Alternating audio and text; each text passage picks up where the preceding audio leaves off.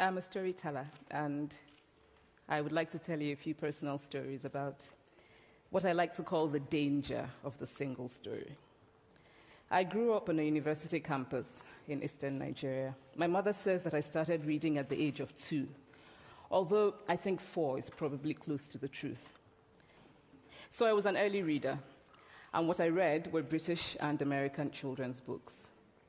I was also an early writer. And when I began to write at about the age of 7, stories in pencil with crayon illustrations that my poor mother was obligated to read, I wrote exactly the kinds of stories I was reading. All my characters were white and blue-eyed. They played in the snow. They ate apples. And they talked a lot about the weather, how lovely it was that the sun had come out. Now, this despite the fact that I lived in Nigeria. I had never been outside Nigeria. We didn't have snow. We ate mangoes. And we never talked about the weather because there was no need to. My characters also drank a lot of ginger beer because the characters in the British books I read drank ginger beer. Never mind that I had no idea what ginger beer was. And for many years afterwards, I would have a desperate desire to taste ginger beer. But that is another story.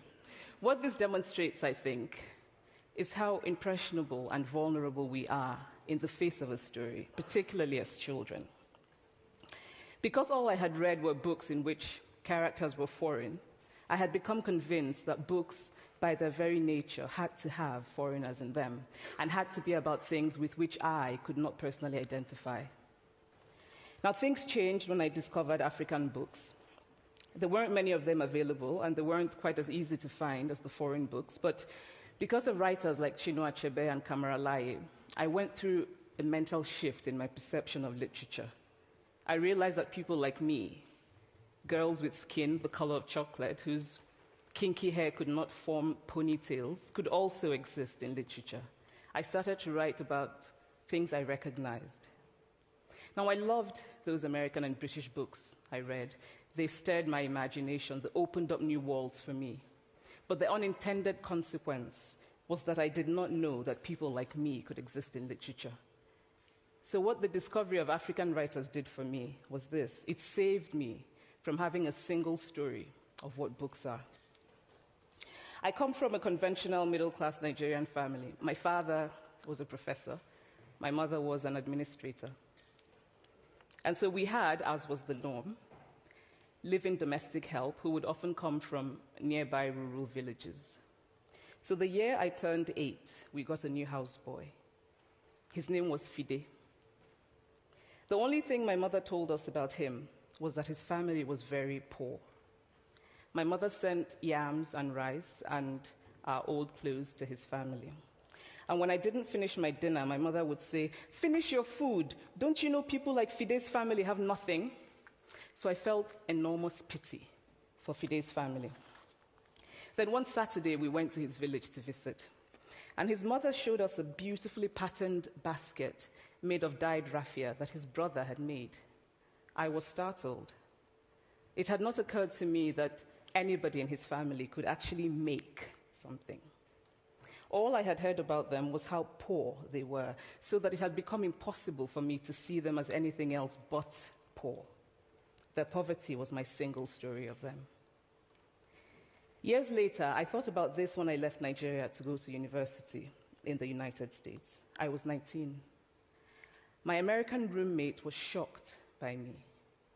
She asked where I had learned to speak English so well and was confused when I said that Nigeria happened to have English as its official language. She asked if she could listen to what she called my tribal music and was consequently very disappointed when I produced my tape of Mariah Carey. She assumed that I did not know how to use a stove. What struck me was this. She had felt sorry for me even before she saw me. Her default position toward me, as an African, was a kind of patronizing, well-meaning pity. My roommate had a single story of Africa, a single story of catastrophe. In this single story, there was no possibility of Africans being similar to her in any way, no possibility of feelings more complex than pity, no possibility of a connection as human equals. I must say that before I went to the US, I didn't consciously identify as African. But in the US, whenever Africa came up, people turned to me, never mind that I knew nothing about places like Namibia. But I did come to embrace this new identity, and in many ways, I think of myself now as African, although I still get quite irritable when Africa is referred to as a country, the most recent example being my otherwise wonderful flight from Lagos 2 days ago, in which there was an announcement on the Virgin flight about their charity walk in India, Africa, and other countries. So after I had spent some years in the US as an African, I began to understand my roommate's response to me. If I had not grown up in Nigeria, and if all I knew about Africa were from popular images, I too would think that Africa was a place of beautiful landscapes, beautiful animals, and incomprehensible people fighting senseless wars, dying of poverty and AIDS, unable to speak for themselves, and waiting to be saved by a kind white foreigner. I would see Africans in the same way that I, as a child, had seen Fide's family.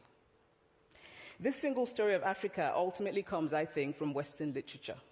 Now, here's a quote from the writing of a London merchant called John Locke, who sailed to West Africa in 1561 and kept a fascinating account of his voyage. After referring to the black Africans as beasts who have no houses, he writes, "They are also people without heads, having their mouths and eyes in their breasts." Now, I've laughed every time I've read this, and one must admire the imagination of John Locke. But what is important about his writing is that it represents the beginning of a tradition of telling African stories in the West, a tradition of sub-Saharan Africa as a place of negatives, of difference, of darkness, of people who, in the words of the wonderful poet Rudyard Kipling, are half devil, half child. And so I began to realize that my American roommate must have, throughout her life, seen and heard different versions of this single story. As had a professor who once told me that my novel was not authentically African. Now, I was quite willing to contend that there were a number of things wrong with the novel, that it had failed in a number of places, but I had not quite imagined that it had failed at achieving something called African authenticity. In fact, I did not know what African authenticity was. The professor told me that my characters were too much like him, an educated and middle-class man. My characters drove cars. They were not starving. Therefore, they were not authentically African. But I must quickly add that I, too, am just as guilty on the question of the single story. A few years ago, I visited Mexico from the US. The political climate in the US at the time was tense, and there were debates going on about immigration. And, as often happens in America, immigration became synonymous with Mexicans. There were endless stories of Mexicans as people who were fleecing the healthcare system, sneaking across the border, being arrested at the border, that sort of thing. I remember walking around on my first day in Guadalajara, watching the people going to work, rolling up tortillas in the marketplace, smoking, laughing. I remember first feeling slight surprise, and then I was overwhelmed with shame. I realized that I had been so immersed in the media coverage of Mexicans that they had become one thing in my mind, the abject immigrant. I had bought into the single story of Mexicans, and I could not have been more ashamed of myself. So that is how to create a single story. Show a people as one thing, as only one thing, over and over again, and that is what they become. It is impossible to talk about the single story without talking about power. There is a word, an Igbo word, that I think about whenever I think about the power structures of the world, and it is nkali. It's a noun that loosely translates to be greater than another. Like our economic and political worlds, stories too are defined by the principle of nkali. How they are told, who tells them, when they are told, how many stories are told, are really dependent on power. Power is the ability not just to tell the story of another person, but to make it the definitive story of that person. The Palestinian poet Mourid Barghouti writes that if you want to dispossess a people, the simplest way to do it is to tell their story and to start with secondly. Start the story with the arrows of the Native Americans and not with the arrival of the British, and you have an entirely different story. Start the story with the failure of the African state and not with the colonial creation of the African state, and you have an entirely different story. I recently spoke at a university where a student told me that it was such a shame that Nigerian men were physical abusers like the father character in my novel. I told him that I had just read a novel called American Psycho, and that it was such a shame that young Americans were serial murderers. Now,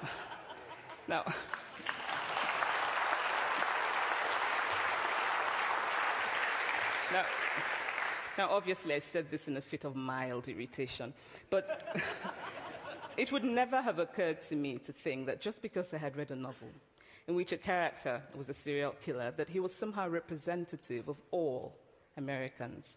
And now, this is not because I'm a better person than that student, but because of America's cultural and economic power, I had many stories of America. I had read Thailand, Updike, and Steinbeck, and Gateskill. I did not have a single story of America. When I learned some years ago that writers were expected to have had really unhappy childhoods to be successful, I began to think about how I could invent horrible things my parents had done to me. But the truth is that I had a very happy childhood, full of laughter and love, in a very close-knit family. But I also had grandfathers who died in refugee camps. My cousin, Polly, died because he could not get adequate health care. One of my closest friends, Ukuloma, died in a plane crash because our fire trucks did not have water. I grew up under repressive military governments that devalued education so that sometimes my parents were not paid their salaries. And so as a child, I saw jam disappear from the breakfast table. Then margarine disappeared. Then bread became too expensive. Then milk became rationed. And most of all, a kind of normalized political fear invaded our lives. All of these stories make me who I am. But to insist on only these negative stories is to flatten my experience and to overlook the many other stories that formed me. The single story creates stereotypes, and the problem with stereotypes is not that they are untrue, but that they are incomplete. They make one story become the only story. Of course, Africa is a continent full of catastrophes. The immense ones, such as the horrific rapes in Congo, and depressing ones, such as the fact that 5,000 people apply for one job vacancy in Nigeria. But there are other stories that are not about catastrophe, and it is very important, it is just as important to talk about them. I've always felt that it is impossible to engage properly with a place or a person without engaging with all of the stories of that place and that person. The consequence of the single story is this: it robs people of dignity. It makes our recognition of our equal humanity difficult. It emphasizes how we are different rather than how we are similar. So what if before my Mexican trip, I had followed the immigration debate from both sides, the US and the Mexican? What if my mother had told us that Fide's family was poor and hardworking? What if we had an African television network that broadcast diverse African stories all over the world, what the Nigerian writer Chinua Achebe calls a balance of stories? What if my roommate knew about my Nigerian publisher, Mukhtar Bakare, a remarkable man who left his job in a bank to follow his dream and start a publishing house? Now, the conventional wisdom was that Nigerians don't read literature. He disagreed. He felt that people who could read would read if you made literature affordable and available to them. Shortly after he published my first novel, I went to a TV station in Lagos to do an interview. And a woman who worked there as a messenger came up to me and said, "I really liked your novel. I didn't like the ending. Now you must write a sequel, and this is what will happen." And she went on to tell me what to write in the sequel. Now, I was not only charmed, I was very moved. Here was a woman, part of the ordinary masses of Nigerians who were not supposed to be readers. She had not only read the book, but she had taken ownership of it and felt justified in telling me what to write in the sequel. Now, what if my roommate knew about my friend, Fumi Yonda, a fearless woman who hosts a TV show in Lagos and is determined to tell the stories that we prefer to forget? What if my roommate knew about the heart procedure that was performed in a Lagos hospital last week? What if my roommate knew about contemporary Nigerian music, talented people singing in English and Pidgin and Igbo and Yoruba and Ijo, mixing influences from Jay-Z to Fela to Bob Marley to their grandfathers? What if my roommate knew about the female lawyer who recently went to court in Nigeria to challenge a ridiculous law that required women to get their husband's consent before renewing their passports? What if my roommate knew about Nollywood, full of innovative people making films despite great technical odds? Films so popular that they really are the best example of Nigerians consuming what they produce. What if my roommate knew about my wonderfully ambitious hair braider who has just started her own business selling hair extensions? Or about the millions of other Nigerians who start businesses and sometimes fail, but continue to nurse ambition? Every time I am home, I am confronted with the usual sources of irritation for most Nigerians: our failed infrastructure, our failed government, but also by the incredible resilience of people who thrive despite the government rather than because of it. I teach writing workshops in Lagos every summer, and it is amazing to me how many people apply, how many people are eager to write, to tell stories. My Nigerian publisher and I have just started a nonprofit called Farafina Trust, and we have big dreams of building libraries and refurbishing libraries that already exist and providing books for state schools that don't have anything in their libraries, and also of organizing lots and lots of workshops on reading and writing for all the people who are eager to tell our many stories. Stories matter. Many stories matter. Stories have been used to dispossess and to malign, but stories can also be used to empower and to humanize. Stories can break the dignity of a people, but stories can also repair that broken dignity. The American writer Alice Walker wrote this about her southern relatives who had moved to the north, and she introduced them to a book about the southern life that they had left behind. They sat around reading the book themselves, listening to me read the book, and a kind of paradise was regained.